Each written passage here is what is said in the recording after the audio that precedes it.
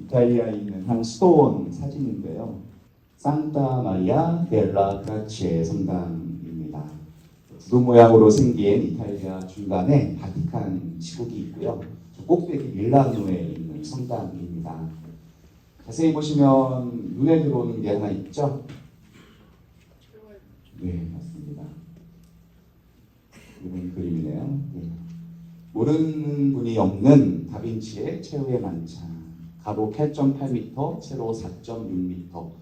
제소, 피치, 메스틱을 바른 벽에 템페라라는 방법으로 그려진 그림이에요. 1980년도 유네스코 세계문화유산으로 등재됐습니다.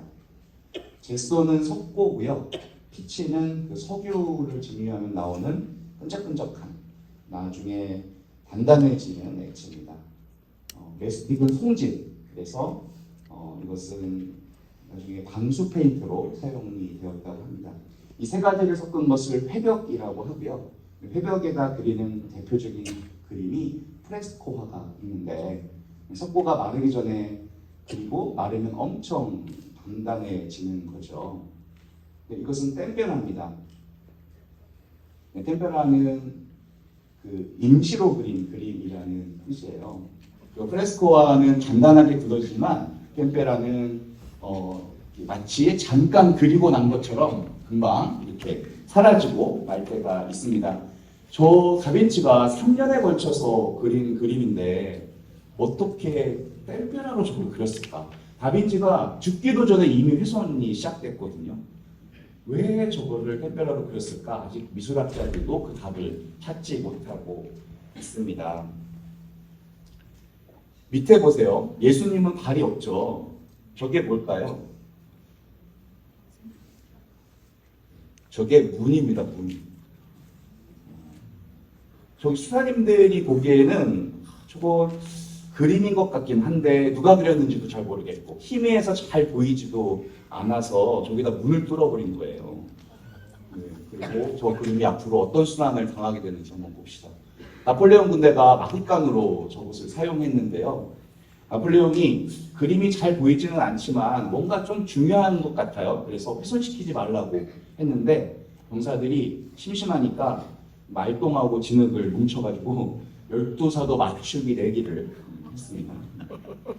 그래서 이건 그 수도원의 외부 모습인데요. 2차 세계대전 때 피폭을 당해서 와장창 무너진 데입니다. 저 동그라미 부분이 저 수도원의 공간인데요. 저것을 모래주머니와 나무로 급하게 괴놨습니다. 저렇게 안 했으면은 아주 우리는 저 그림을 보지 못했을 거예요. 1966년은 성당을 좀 더 크게 다시 지었는데 대홍수가 나서 완전히 물에 잠겼다고 합니다.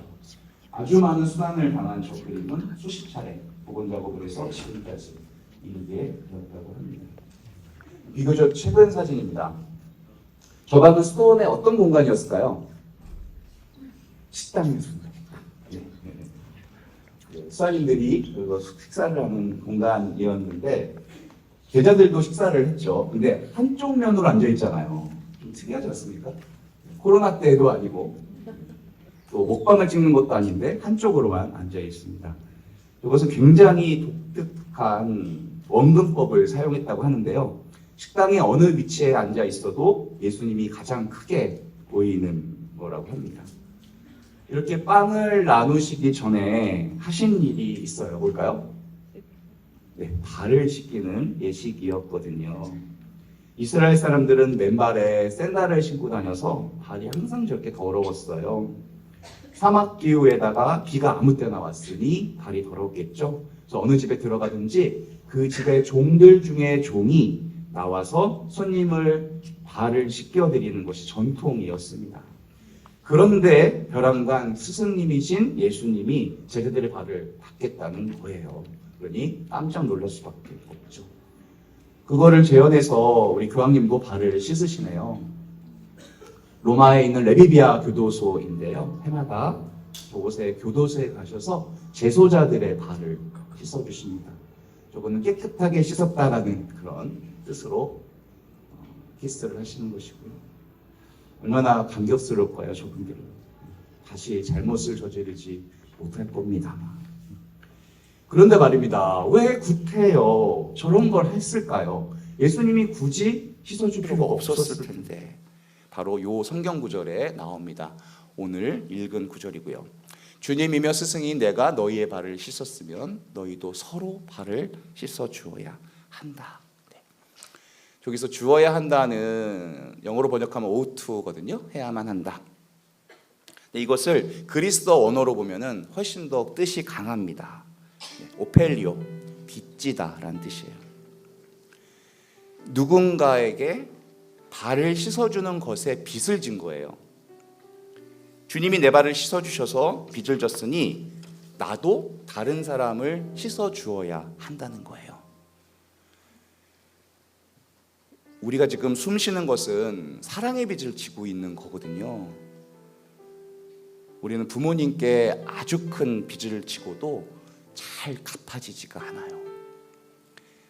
내가 빚진 사람이다 이런 생각을 하면 착한 일 하는 게 굉장히 쉬워지더라고요. 바로 이어서 한 말씀이 내가 너희를 사랑한 것처럼 너희도 서로 사랑하여라. 이게 엄청나게 중요한 말씀인데요. 가톨릭에서 이 앞뒤에는 이런 말씀이 있어요. 내가 너희에게 새 계명을 준다. 이스라엘 민족들은 계명에 진짜 진심이었거든요. 수백 개의 꼭 지켜야 하는 계명이 있었는데 신약의 예수님께서는 이것을 새로운 계명으로 압축하는 겁니다. 얘들아, 계명 잘 지키고 있는 거 너무 잘하고 있고 좋은 일인데 내가 이제 새로운 계명을 줄게. 요거 하나를 잘 지키면 돼. 그게 뭐예요? 내가 너희를 사랑한 것처럼 너도 서로 사랑하여라. 그래서 그리스도교를 무슨 종교라고 하죠? 사랑의 종교라고 하는 이유입니다. 바로 그리스도교 교리의 핵심이에요. 이 부분이 가장 중요한 핵심.